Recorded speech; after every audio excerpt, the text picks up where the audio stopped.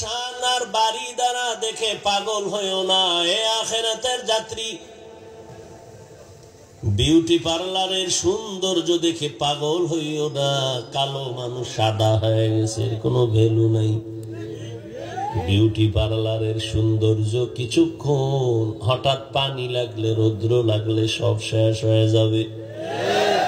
স্বপ্নের মধ্যে দেখতেছো তুমি বিলকিসের সিংহাসনে ঘুরতেছো, মখমলের চাদরে বসা, স্বপ্নে দেখে কত আরাম, ডানে বামে হুর পরি তোমার খেদমত করতেছে, মজার খানা রেডি হচ্ছে স্বর্ণের টেবিল। হঠাৎ তুমি খানাটা মুখে দিবা, এমন টাইমে চোখ খুলে দেখো তুমি সেরা কাঁথা নিয়া বালিশের সাথে তুমি মোলাকাতে ব্যস্ত হয়ে গেছে। কই গেল বিলকিসের সিংহাসন?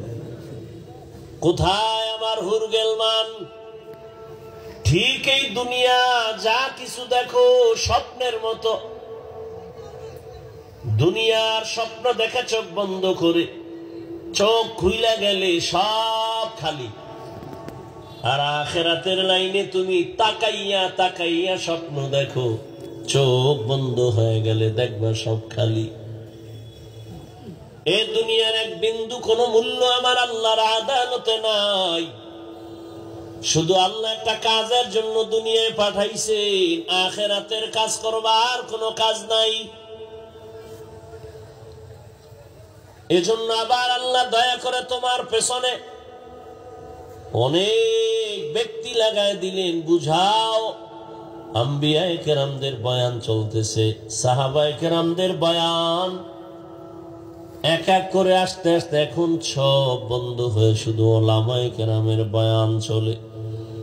দাওয়াত ও তাবলীগের লাইনের বয়ান, পীর মাশায়েখের বয়ান, জুমার খতিবের বয়ান, ওলামায়ে কেরাম বক্তাদের বয়ান, এত বয়ান। সবার একটাই কথা, দুনিয়ার মধ্যে থাকবা তবে খবরদার। একটা মাছ আছে কাদার মধ্যে থাকে, কিন্তু কাদা গায়ে লাগে না। একটা মাছ আছে না, কাদা মাটির মধ্যেই থাকে, অনেক ভেতরে থাকে, কিন্তু কাদা মাটি গায়ে। কি মাছ বলে আপনার এলাকায়? বাইং মাছ। মাশাআল্লাহ, আমার সাথে মিলে গেছে। কারণ ভাষা এক দেশের বলে না বুলি, আর এক দেশে গালি। বিশেষ করে চট্টগ্রাম আর সিলেট আইলে কথা বলার আগে খুব ভাবতে হয়, তো মনে হচ্ছে এটি মুসা নবীর যুগের হিব্রু ভাষা। ভাইরা আমার,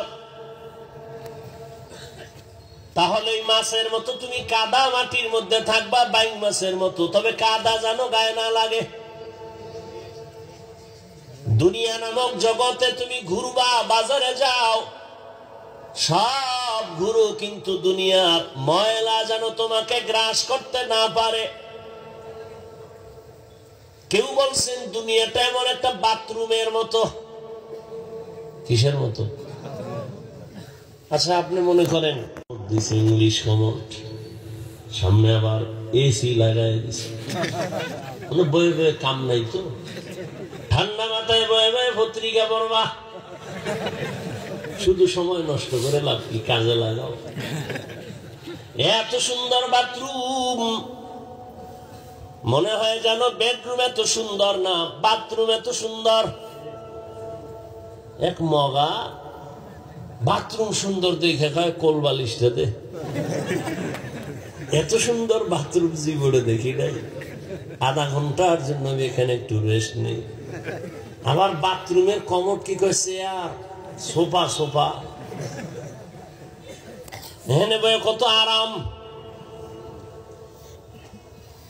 আবার টেলিভিশনও লাগাই দিছে, ডাইরেক্ট খবর দেখো। বলে বান্দা বাথরুম এত সুন্দর, এবার ফিনিশিং। দুনিয়ার বিল্ডিং যেমন দাম নাই বাথরুম ছাড়া, তবে বাথরুম বানাইছে সুন্দর। কোন আহমাক, কোন বোকা ঘর বেডরুম ছেড়ে কেউ বাথরুমে গিয়ে ঘুমায় না। বাথরুম অনেক জরুরি। কেন? তোমার জরুরত সারার জন্য। বাথরুমে গিয়ে জরুরত সেরে বের হয়ে যাও, তবে সাবধান, বাথরুমে যখন যাইবা তোমার জামা কাপড় সাবধানে যাইও যেন ময়লা না লাগে। দুনিয়াটা বাথরুমের মতো, এখানে তোমার জরুরত সারিয়া তাড়াতাড়ি দৌড় দাও জান্নাতের ঘর সাজানো। ওখানে কোনো বাথরুম নাই, বাথরুমের কোনো ব্যাগও হবে না। জান্নাতীরা জান্নাতে যাইয়া মনে মনে একটা আবেগ আসবে, যদি একটা আম পাইতাম, আম দেখবে আম সামনে হাজির হয়ে গেছে, গাছ আম ঝুলতেছে, মনে মনে বলতেছে, মুখে বলে না, আমরা যদি সুইলা একটা ফ্রিজের মধ্যে থাকতো আমি খাইতাম। বলা মনে মনে কল্পনার সাথে দেখবে স্বর্ণের ফ্রিজের ভেতরে আমটা সিলকা বাদ দিয়া সামনে হাজির হয়ে গেছে। এবার বান্দা খাবে, এক চিমটি মুখে দিবে, এক রকমের স্বাদ, আবার দিবে আর এক রকমের স্বাদ। এইরকম একটা ফলের মধ্যে 70 রকমের স্বাদ আল্লাহ দিবেন। এক ফলে কয় রকম? 70। এটা সম্ভব? এটা সম্ভব? আল্লাহ বলে, দেখ দুনিয়ার মধ্যেই তো আমি আল্লাহ কত মজাদার একটার মধ্যে দিলাম, ইলিশ মাছ, আমরা জাতীয় মাছ, কত মজা। এক মাছের মজা কি এক ধরনের না? ডিমওয়ালা মাছের মজা আলাদা, আবার যে ইলিশের ডিম হয় না তার স্বাদ আলাদা। ইলিশ খাইছেন নি? না হুদা হুনেন, আমি তো আর খাওয়াইতে না।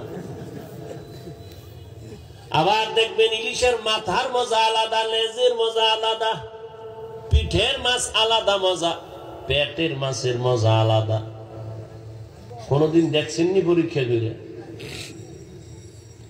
একটা মাছের মধ্যে এত মজা যে আল্লাহ দুনিয়ায় দিয়েছেন, কিয়ামতের দিন জান্নাতীদেরকে এক ফল না হাসান ইয়া গিয়াসাল মুস্তাগীসিন ইহদিনা লাফতিখারা বিল উলুমে ওয়াল গিনা হর গরিদে নেকো তু তৈয়ার হ্যায় जो न मांगे उससे तू बेजार है। বাথরুমে যদি ঢুকো